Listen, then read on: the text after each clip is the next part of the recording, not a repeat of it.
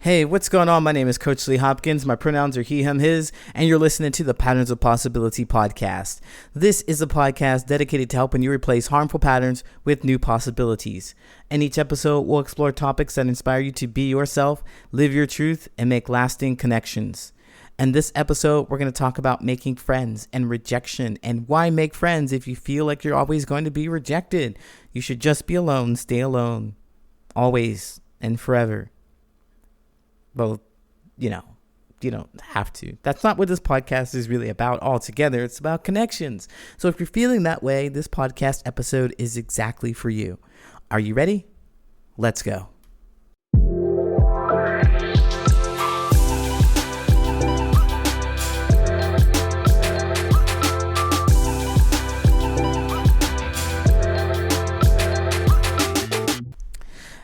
For a very long time, I struggled with making meaningful relationships, friendships, connections. I didn't know what people were doing. I didn't know why I could make friendships or relationships. I saw people doing it on TV. I saw people in real life just being all happy and stuff. Disgusting. I was a hater. I was very, very angry and upset because I couldn't do it.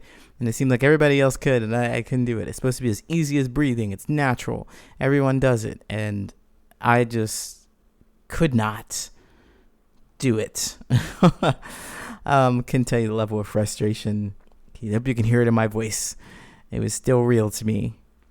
But after a while of being rejected and not being able to connect with people, watching others make friends, I was like, well, what's going on with me? You know what? I don't even care anymore. I don't care. I don't care. I can spend the rest of my life away from people because there's no sense in making friendships. There's no reason to. Because all I'm going to do is get rejected and then I'll be alone. So why go out there into the world and put yourself out there? Don't even put yourself out there, because all you're going to do is get rejected. You're going to have the pain of rejection on top of the fact that they're going to make you feel like you're alone. You're going to be alone anyway. So just be alone. Go talk to people. Don't go talk to people. And I really get that if you're in this place. I really get that because it's hard to face rejection. We just really haven't been given the skills and the tools to face rejection. And what I mean by rejection is when you share your feelings and the people around you or whoever you shared your feelings with, they respond in a way that dismisses your feeling. Like when you were a kid, when I was a kid, I was told just get over it. I'm way too sensitive. If my feelings were hurt, if someone laughed at me or if someone didn't celebrate my fun, exciting, joyful thing, my artwork or my expression of myself, they didn't like the clothes that I was wearing, they didn't like the music I was listening to, my own personal experience, all that was true. I didn't talk black enough. I didn't behave girly enough or the right gender enough. I was always doing something wrong. And the expression of myself just always was wrong. And how I felt about life, how I felt about things, experiences, they were wrong. They were to be laughed at. They were to be ridiculed. And that's rejection. And I faced it a whole lot. And I would tell people, well, how do I handle this? I would ask the people that were in charge or the people older than me, the caretakers, the family members. And sometimes those are the people that were doing the rejecting. They weren't helpful. But the point is that you don't get the skill to handle rejection. You don't get that skill. And so you feel the pain of it weighing on you because you don't know what rejection is supposed to do. It just hurts. But rejection is different. It's information for you to learn about who is the right person to be around and who is not the right person to be around. Who will accept you, who will appreciate you, and who will not accept you and who will not appreciate you. So we're supposed to have rejection. We're supposed to learn from it. But we don't really get the skills to process it because it is painful no matter what. Even though it's good information to have, it's still painful. But the better we get at understanding our rejection or rejection from other people and our feelings about rejection or feelings in general, the better we get at understanding that, the easier it will be to handle rejection and take it as information instead of an intense emotional experience that we'll just want to crumble up and die from. And because I wasn't able to understand how to deal with rejection, I internalized all of the things that people had said about me, all the rejection that I had faced, the people making fun of me, people criticizing my choices. I internalized that, and it became something very deep and dark. I always thought that I was not interesting, I'm not fun, and nobody will like me, and no one ever will, ever. And I moved into this darkness many times, many points in my life. I moved into the darkness, but there's one particular time where it was really deep and really scary. It was like 2014. In 2014, where I felt the most alone that I've ever felt. I was just not able to do anything that felt good. And what I mean, let me tell you about the experience. So, in 2014, I was drinking a lot, escaping, trying to escape the reality that people didn't like me. Everybody else could be connected and appreciated and accepted, and they're in loving relationships or they're with great friends, and I just wasn't able to hit that mark. People just didn't like me. I was never going to be able to do that. And so to not feel that, to not be conscious of that, to not be reminded of it, I was drinking a lot. And I also had a full-time job. So I would go to my full-time job, and then TGIF, when Friday came, I was like, yes. I don't know why I was so excited, because I was just going to be alone in my home. I was just going to be alone in my apartment, and I would chill there all weekend, playing Candy Crush, scrolling on Facebook, looking to see if people were doing anything. And then I would also look at my text messages and see that nobody's texted me. I'd scroll through my contacts to see who I could contact, and I didn't talk to anybody really.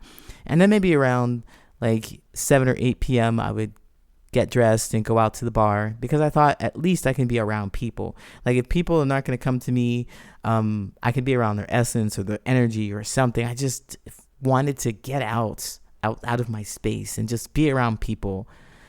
And so I would do that, and I barely would talk to anybody while I was there. And then I would come home, trashed, just trashed. And then I would sleep until the afternoon the next day. And I tell you, I was so grateful to sleep until the afternoon the next day, because I didn't want to be conscious for the feeling of me being alone. I didn't want to feel that feeling of rejection. And so I stayed there for, I don't know, some time, maybe a year or two, maybe a couple of years, I think. At least 2 or 3 years. I was there in this state of sadness. I'm trying to connect with people and not being able to do it. And drinking away my problems, because I didn't have any other skills. I didn't know how to handle rejection. That was how I handled rejection. I didn't want to go outside to talk to people because I didn't want more of the rejection. I was just feeling it. It was just way too much. But eventually I discovered that it wasn't helpful to me. And my life changed when I started to find a purpose. When I started to find a purpose to me just being. So I got really heavily involved in learning about Microsoft Excel. There was a problem at work that I wanted to solve, and I was so excited about solving this problem that I would take it home, and then I would study online, and I would then go on to get a certificate to be certified in Microsoft Excel, and then I would go on to get promoted. And then the history is then I got promoted, and then I moved to Chicago, where I am today. And that was the beginning of it. But I started to get out of the depression, out of the feeling of rejection, with a new purpose, with a discovery of me and who I am and what I wanted. Just something to distract me I suppose that was a different distraction. I stopped drinking as much, and I just wanted to focus on the excel in solving the problem. Right? So I still didn't learn the skill of handling rejection. I was just distracting myself from something else. I was just distracting myself from the rejection I was facing with working. So why am I telling you this, and how does it relate to making relationships? Well, the key is to understand how to handle rejection. If you are feeling like no one understands you, no one appreciates you, no one accepts you, why even talk to people because you know that they're going to reject you and you'd rather just be alone? If you say things like, I never felt like I belonged anywhere, nobody understands me, then you are facing rejection sensitivity. And you need to get that skill to be empowered to handle rejection and receive it as good information.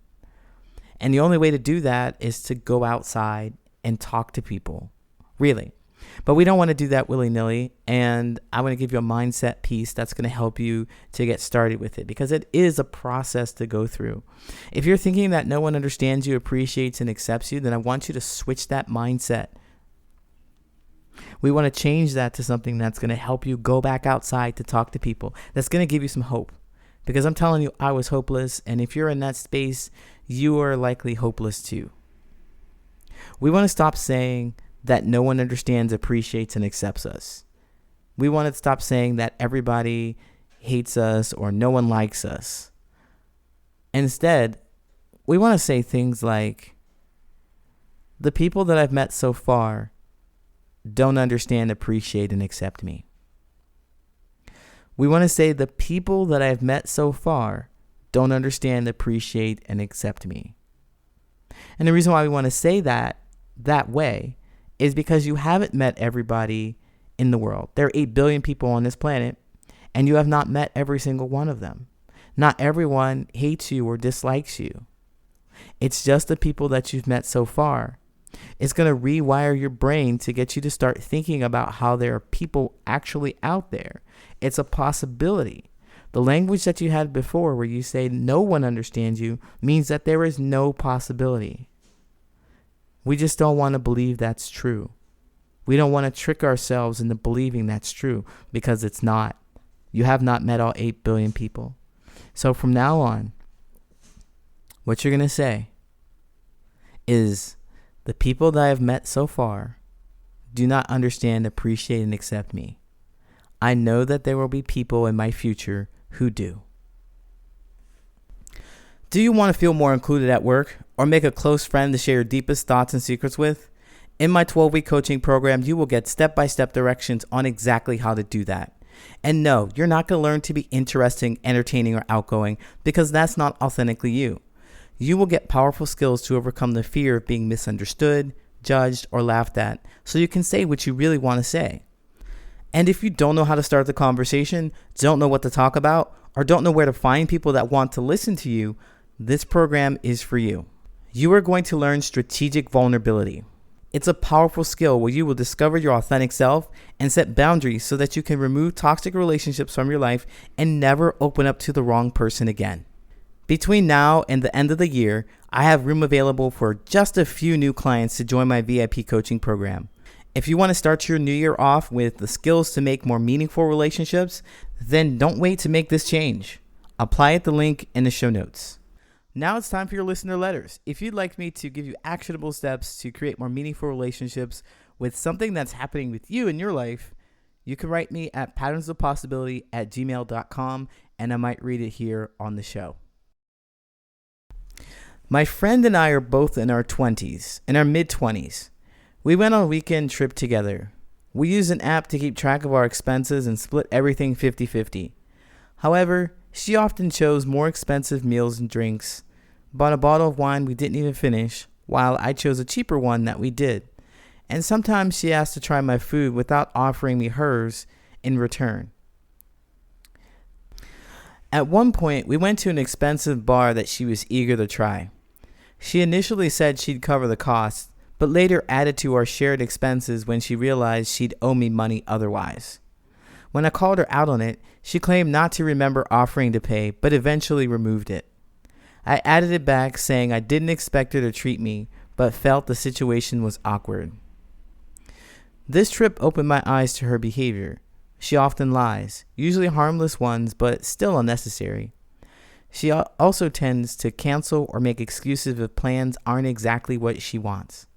For example, I invited her to a musical, and she said she only said she wasn't interested after I followed up. She frequently doesn't listen. During our trip, I mentioned several significant things about myself, and she ignored them, even laughing when I pointed it out. Her tendency to play the victim is exhausting.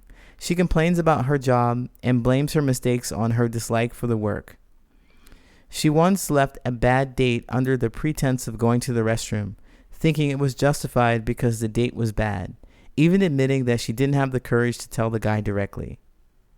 After I told her about a fling, the guy soon warned me she'd be gossiping about it. Weeks later, I'd mentioned that I knew about it, and she only shrugged it off and never apologized. There are other things that don't directly involve me, like her keeping annoying guys around for attention, not taking responsibility for tasks she committed to, and being unkind to other girls and gossiping a lot. She's also superficial when it comes to friendships and especially dating. I know I'm not perfect. I've made mistakes too, but I've always tried to own up and apologize sincerely. Talking to my sister, she pointed out that I only share negative things about this friend, and it made me realize that there's not much of positives to say. She's aware of her flaws but doesn't change or take responsibility, and I don't trust her. I'm not sure if I can stay friends with someone who is such a toxic person despite the good times we have together. So why go out and make friends when you can meet people like this? Because you may meet people like this, right? It sounds like it was an awful experience. It is an awful experience, but you're not sure. You're in the mid-20s. So it just kind of feels like it's a good time to explore. Like, this is where we really start developing our sense of self, and we're like, I see a bunch of things that I don't like, but I'm not sure if I need to let it go. Am I overreacting? Can the situation change? Not letting go of the relationship because there are so many good times. If there are good times before, then there will be good times ahead. Those are all things that will keep you in relationships like this. The most shocking thing is that you wrote out, I don't trust her. I don't trust her. I think that any relationship that we have requires some trust. And you've mentioned some really, really great reasons why you don't want to trust her. Actually, she was gossiping about you, and she does a bunch of shady things to other people, but also you. She lies to you, and you don't trust her. My question for you is, what's so important about keeping her around? Aside from the thing, just imagine that you could meet new people. You can meet new people who treat you the way you want to be treated, who are fun and exciting and are interesting, and they're actually interested in you. Like, she laughed at the fact that she forgot everything that you mentioned about yourself to her. It just didn't register. I think that this relationship has run its course. I mean, at the very least, you can't be super close with this person. If you cherish those good times with them, I bump them right down to an associate, and I would associate them with some fun times. So maybe you go have drinks together, and I don't know what you talk about. Maybe you gossip a bit, or maybe there's something in there that you have in common that you hadn't mentioned. But, you have drinks together, and that's what you do. That is your relationship. You do nothing else. You don't talk about anything else with her. You don't share your romantic stories. You don't talk about your work. You just spend time and see how that feels, and see how that feels to you. If you're looking for somebody to share something deeper with, it doesn't seem like they are going to be that person. So create some space in between them.